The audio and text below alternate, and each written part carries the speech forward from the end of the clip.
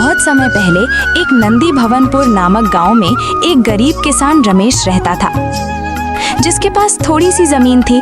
उस पर वो खेती कर अपने परिवार का भरण पोषण करता था।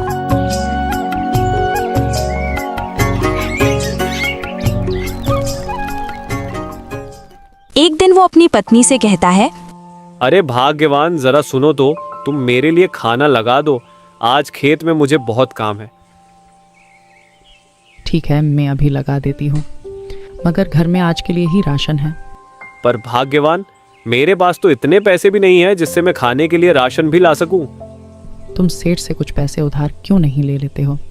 जब हमारी फसल बिक जाएगी तो हम उसका सारा पैसा लौटा देंगे। तुम्हें तो पता ही है सेठ कैसा व्यक्ति है।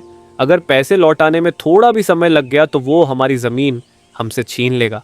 पहले से ही उसकी नजर हमारी जमीन पर ही है। अरे तुम इतना क्यों सोचते? उससे कह देना जब हमारी फसल बिक जाएगी तो हम उसका सारा कर्ज ब्याज सहित वापस कर देंगे। अब तुम इतना कह ही रही हो तो मैं खेत से लौटते वक्त सेठ से पैसे लेकर घर के लिए राशन ले आऊंगा। इतना कहकर रमेश खेत की ओर निकल जाता है।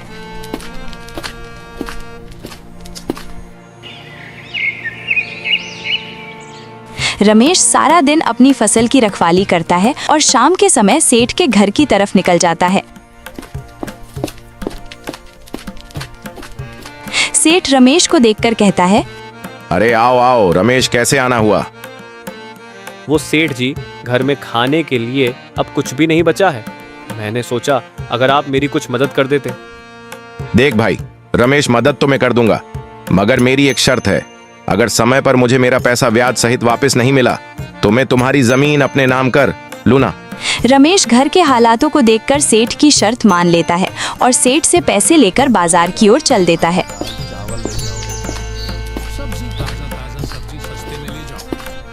और दुकान से राशन लेकर घर आ जाता है। ये लो भाग्यवान, इसमें कुछ सब्जियां और राशन है। आप सेठ से पैसे ले आए? उसने कुछ कहा आपसे? हाँ, वो कह रहा था कि अगर समय पर पैसे नहीं लौटाए तो वो हमसे हमारी जमीन छीन लेगा। जी कोई बात नहीं, बस अब की बार हमारी फसल सही दामों में बिक जाए, फिर हम इसका सारा कर्ज चुका देंगे।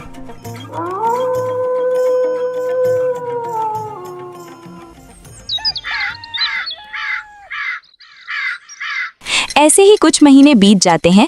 एक दिन रात के समय रमेश के खेत में जंगली जानवर घुस जाते हैं और उसकी सारी फसल को तहस नहस कर देते हैं।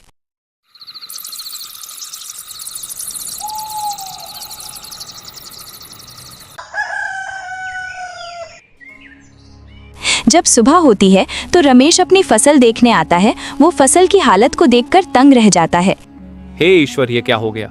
मेरी सारी फसल जंगली जानवरों ने खराब कर दी। अब क्या होगा? रमेश काफी दुखी हो जाता है और घर जाकर रीना को सारी घटना के बारे में बताता है। रीना जब ऐसा सुनती है तो उसके पैरों के नीचे से जमीन खिसक जाती है। रमेश जी, ये तो बहुत बुरा हुआ। अब हम सेठ का पैसा कैसे चुकाएंगे? और अब तो जो सेठ से आपसे लिए थे वो भी खर्च हो गए। अब पता नहीं क्या होगा। इधर सेठ को जब ये बात पता चलती है तो वो बहुत खुश होता है। ये बहुत खुशी की बात है। अब रमेश हमारे पैसे कभी नहीं चुका पाएगा और बेचारा मेरी ब्याज के नीचे दबकर अपना सारी जमीन मेरे नाम कर देगा। इससे कहते हैं सांप भी मर गया और लाठी भी नहीं टूटी।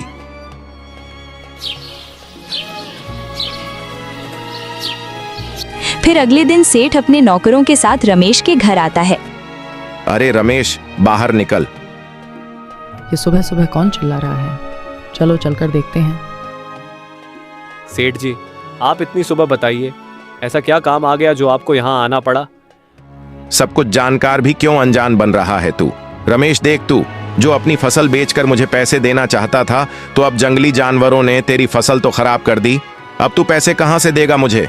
और शर्त के अनुसार अगर तू मेरे पैसे नहीं दे पाएगा तो तुझे अपना खेत मेरे नाम करना पड़ेगा। मालिक, इस बुरे समय में मुंह पर थोड़ा रहम करिए। मैं आपके सारे पैसे लौटा दूंगा, बस कुछ दिनों का समय और दे दीजिए। चल ठीक है, मैं तुझे 4 दिन का समय देता हूं। अगर तू पैसे वापस कर देगा तो ठीक, वरना तेरा खेत मेरा हो जाएगा। इतना कहकर सेठ चला जाता है। रमेश जी, आज हमारी ये परिस्थिति है, उसकी जिम्मेदार में हूँ। मैंने ही आपको सेठ के पास भेजा ना। मैं आपको वहाँ भेजती ना ही हमारी ये हालत होती। नहीं भाग्यवान, तुम खुद क्यों किस रही हो? अगर मैं आपसे नहीं लाता तो हमें भूखा मरना पड़ता। तुम भगवान पर भरोसा रखो, जरूर कोई न कोई हल निकल आएगा। इतना कहकर रमेश दुखी मन से घर से निकल जाता है। वो एक पेड़ के पास पहुंचकर वहां बैठ जाता है और अपने मन में सोचता है, मैंने रीना से कह तो दिया है, सब ठीक हो जाएगा, मगर हम सेठ का इतना सारा कर्ज कहाँ से चुकाएंगे, और ऊपर से राशन भी खत्म होते जा रहा है। मेरे तो कुछ समझ नहीं आ रहा, मैं क्या करूं? रमेश को इस प्रकार सोचते सोचते शाम हो जाती है।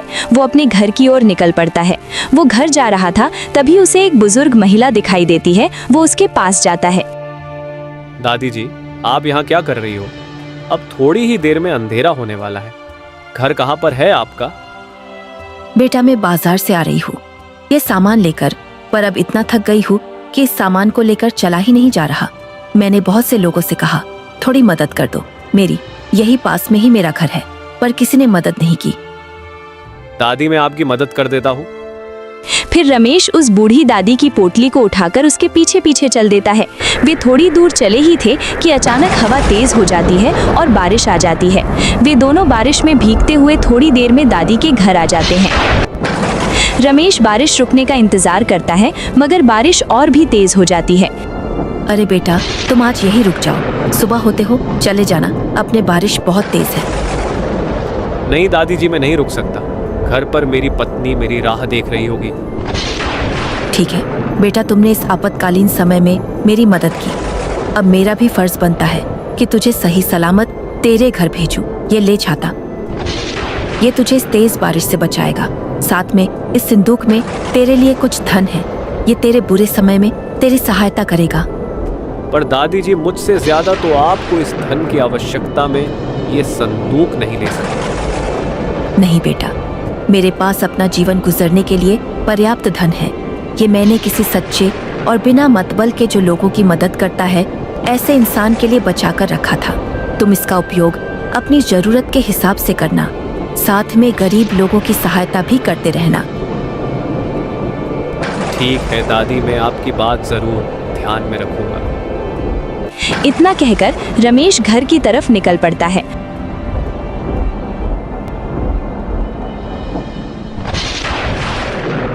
और घर जाकर सारी घटना के बारे में रीना को बताता। फिर वे दोनों संदूक को खोलते हैं। उसमें ढेर सारे सोने के सिक्के देख उनकी आंखें फटी की फटी रह जाती हैं।